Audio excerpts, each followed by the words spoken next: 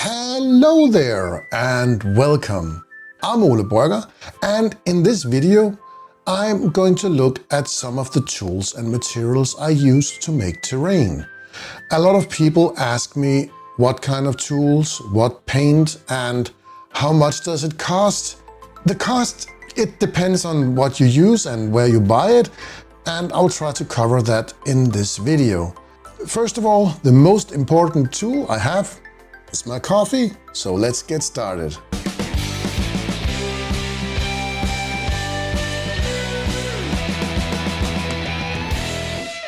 The most important thing when building terrain is the material choice, and I usually use foam. To be more exact, XPS foam.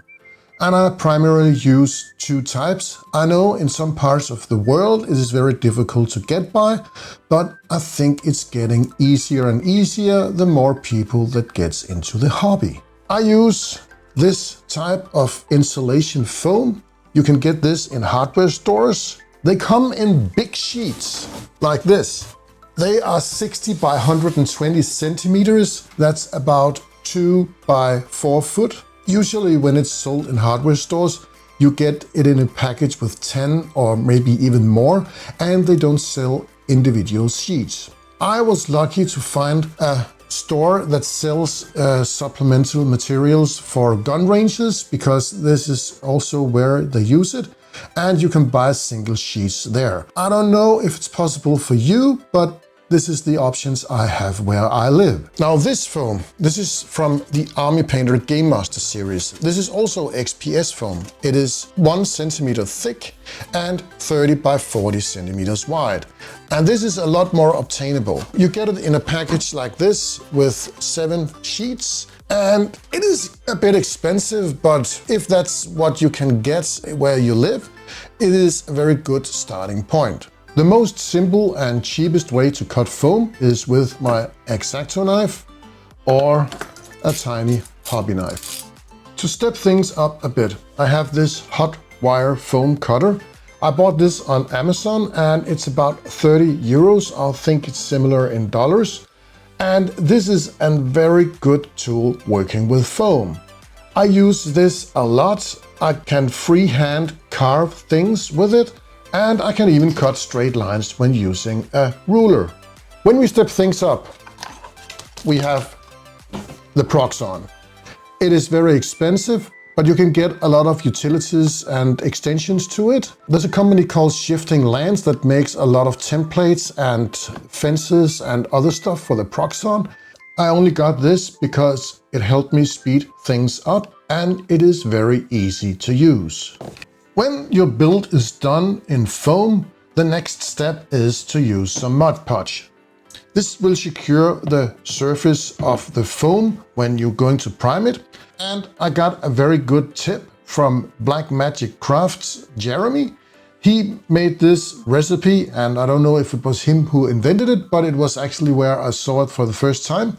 You mix it 50-50 with black paint, so you will get the surface sealed and primed in one step. Mod Podge is a bit expensive. I don't know if you can just use PVA glue or something else like it. I never tried it, but we can make a test. As an alternative to Mod Podge, I have tried to use this GameMaster Terrain Primer. This is from the Army Painter.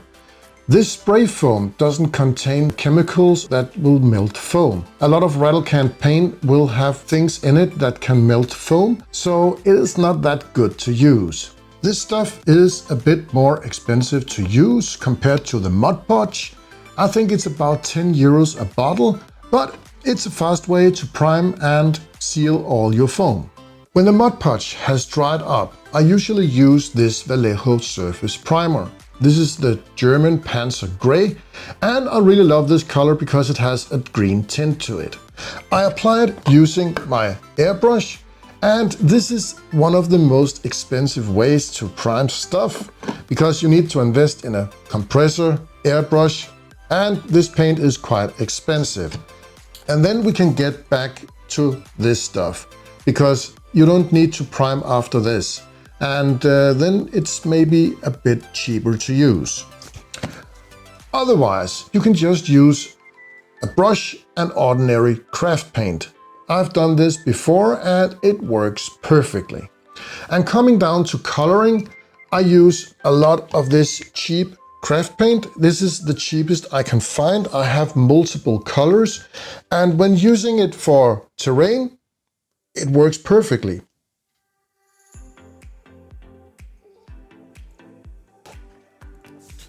Another favorite material of mine is my coffee stir sticks, and I use them a lot. They are easy to work with. I can just snap it off with a side cutter and put it into the right size. Coming up gluing them together, I use PVA glue and I have some super glue. And working with super glue, I use this activator to speed up the process. It is not necessary, but I am a very impatient person, so speed, I like it a lot. And while we are talking about glue, I always use PVA glue to glue my foam, because super glue, it will actually melt it. It's okay to use it with the coffee stir sticks, but connecting it to the foam, I use PVA glue or my hot glue gun. And one final thing I use a lot is all my basing materials.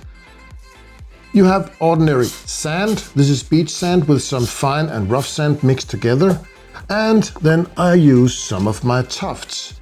These tufts you can get in all sorts of sizes, shapes and colors, and you can even make them yourself, which I did in the video you can see here in the corner. I also have some leaves and some snow.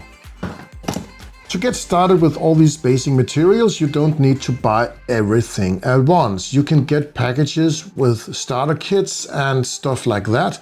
I have a couple of links in the description below to some good kits you can start with. And before I wrap this video up, I have to say I'm not sponsored or any way in any of the products I have here on my table or I use, but I will make a great shout out to the Army Painter for making the GameMaster's Dungeon and Cavern core set. It is a very good way to get started into crafting terrain. You will get all the tools and material in one box, and if you don't have anything to start out with, this is a very good recommendation. This is it for now. I really appreciate you being here and watching this video to the end.